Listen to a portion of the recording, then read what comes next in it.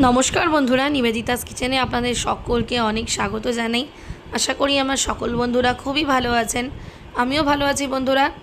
আজকে আপনাদের জন্য যে রান্নাটা নিয়ে এসেছি সেটা কিন্তু দারুণ স্বাদের একটা রান্না। তো চলুন বন্ধুরা, রান্নায় ফেরা যাক। আমি এখানে বাটা মাছ নিয়ে নিয়েছি, ধুয়ে পরিষ্কার করে নিয়ে। এখানে 13 পিস মতন বাটা মাছ রয়েছে, 12 থেকে 13 পিস হবে। বাটা মাছগুলো খুব ভালো করে ধুয়ে পরিষ্কার করে নিয়ে হাফ চামচ মতন হলুদ নিয়ে নিয়েছি, আর নিয়ে নেব এখানে হাফ চামচ মতন নুন। যেহেতু পুকুরের মাছ এবং ফ্রেশ জলের মাছ, সেই জন্য খুব বেশি আমি নুন হলুদ দিচ্ছি না। খুব ভালো করে ধুয়ে পরিষ্কার করে নেবেন, কারণ এই বাটা মাছে খুব বেশি আঁশ থাকে। খুব ভালো করে ধুয়ে পরিষ্কার করে নিয়ে নুন হলুদ মাখিয়ে আমি বেশ কিছুক্ষণ রেখে দেবো, 10 মিনিট 15 মিনিট মতন, যাতে মাছের মধ্যে নুন হলুদ খুব ভালো করে ঢুকে যায়। এখন আমি কিছুটা মশলা নিয়ে নিচ্ছি, দিয়ে একটা পেস্ট বানিয়ে নেব। এখানে 20-25টা কাজু বাদাম রয়েছে, 4 চামচ পোস্ত আছে, 2 চামচ চালমগজ, আর রয়েছে সাদা আর কালো সর্ষে 3 চামচ। এই সমস্ত উপকরণগুলো আমি নিয়ে নিয়েছি। সমস্ত উপকরণগুলো নিয়ে আমি খুব ভালো করে একটা মশলা বেটে নেব।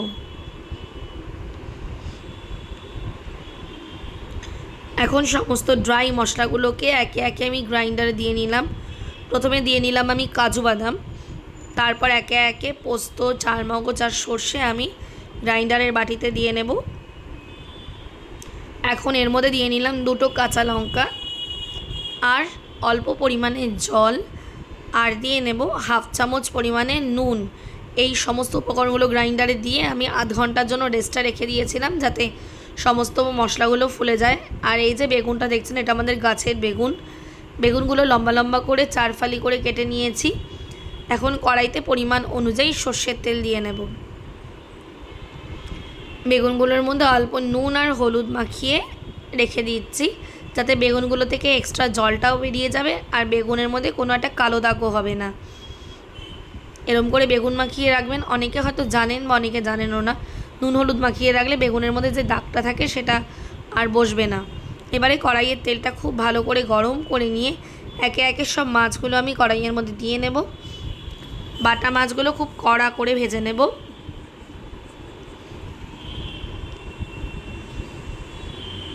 প্রথমে আমি 5টা মাছ দিয়ে নিয়েছি। 5টা মাছ দিয়ে এক পিঠ খুব ভালো করে লাল লাল করে ভেজে নেব। ভেজে নিয়ে এবার মাছটা উল্টে দেব। উল্টে পাল্টে অপর পিঠটাও খুব লাল লাল করে ভেজে নিতে হবে। আমার ভিডিওগুলো ভালো লাগলে বন্ধুরা লাইক, শেয়ার ও কমেন্ট করে দেবেন।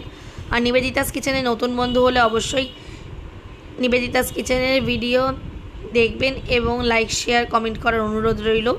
আমার মাছগুলো ভাজা হয়ে গেছে, মাছগুলো তুলে নিয়েছি। আরও এক খেপ মাছ আমি দিয়ে নিলাম। এইভাবে আমি সমস্ত মাছগুলোকে আবারও উল্টে পাল্টে খুব ভালো করে ভেজে নেব।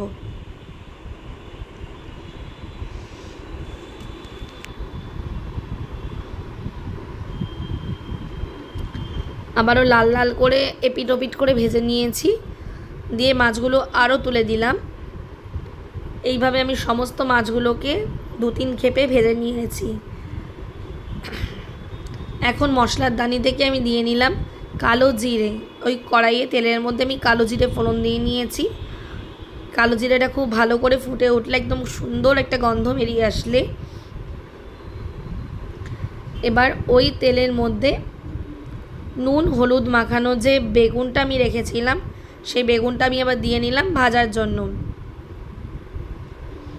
এবার বেগুনটা খুব ভালো করে ভেজে নিতে হবে।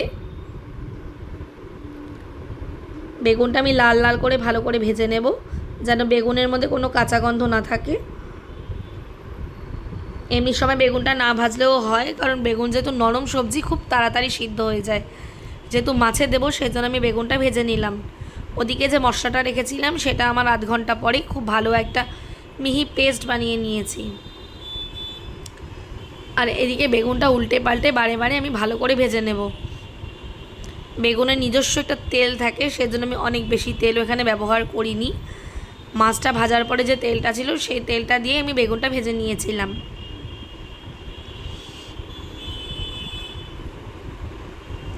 এখন বেগুনটা আমার ভালো করে ভাজা হয়ে এসছে। যে 4টে মশলা আমি বেটে রেখেছিলাম সেই মশলাটা এবার আমি কড়াইয়ের মধ্যে দিয়ে নিলাম। দিয়ে নিয়ে খুব ভালো করে নাড়িয়ে চাড়িয়ে নেব বেগুনের সাথে।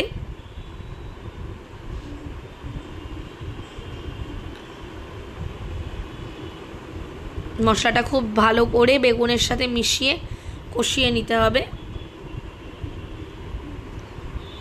এখানে কিন্তু অনেকে মনে করতে পারেন যে সর্ষে দেওয়ার জন্য তিতভাব হবে, যেহেতু আমি নুনটা দিয়ে নিয়েছিলাম আর কোনো তেতোভাব এখানে লাগবে না।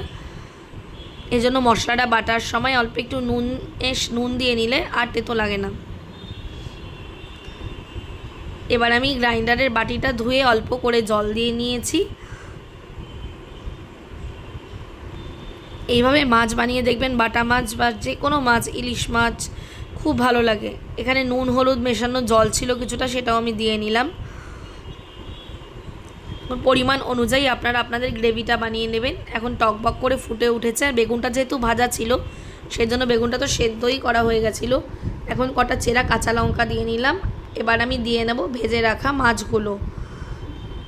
ভেজে রাখা মাছগুলো দেওয়ার পালা। এইভাবে কিন্তু মাছ রান্না করলে খুব সহজ পদ্ধতিতে চটজলদি দারুণ মাছের রেসিপি তৈরি হয়ে যায়। আজকে বাটা মাছের এই রেসিপিটা আমি চারমগজ, পোস্ত, সর্ষে আর কাজু বাটা দিয়ে বানালাম। দেখতে যেরকম হয়েছিল আর খেতেও কিন্তু দারুণ হয়েছিল বন্ধুরা। আপনারা অবশ্যই আমাকে কমেন্টে জানাবেন যে আমার এই রেসিপিটা আপনাদের কেমন লাগলো বাটা মাছের। আর আপনারা যদি কোনো রেসিপি দেখতে চান অবশ্যই আমাকে কমেন্টে জানাবেন। আমার সকল বন্ধুরা যারা আমার পাশে এতদিন ধরে রয়েছেন তাদের সকলকে অনেক অনেক ধন্যবাদ জানাই। একদম টকবক করে ফুটে উঠেছে আর ওপর থেকে একটা দারুণ তেল বেরিয়ে এসেছে। যখনই ওপর থেকে তেলটা বেরিয়ে এসছে তখনই আমার বোঝা হয়ে গেছে যে মাছটা একদম পারফেক্টলি ডান। আমার মাছের রেসিপি একদম রেডি হয়ে গেছে। এই মাছটা কিন্তু গরম গরম ভাতের সাথে জাস্ট ওয়াও লাগবে। এখন আমার মাছের রেসিপিটা রেডি। ব্যাস আমি থালায় সার্ভ করে নিয়েছি হালকা গ্রেভির সমেত। আমার মাছের রেসিপিটা কেমন লাগলো বন্ধুরা অবশ্যই আমাকে কমেন্টে জানাবেন। আর নিবেদিতাস কিচেনে নতুন বন্ধু হলে আমার চ্যানেল সাবস্ক্রাইব করে অবশ্যই আমার পাশে থাকবেন। এরকম নতুন নতুন রেসিপি পেতে নিবেদিতাস কিচেনকে ফলো করে দেবেন। আবারও দেখা হবে আরও একটি নতুন রেসিপির সাথে। ততক্ষণের জন্য বাই বাই বন্ধুরা।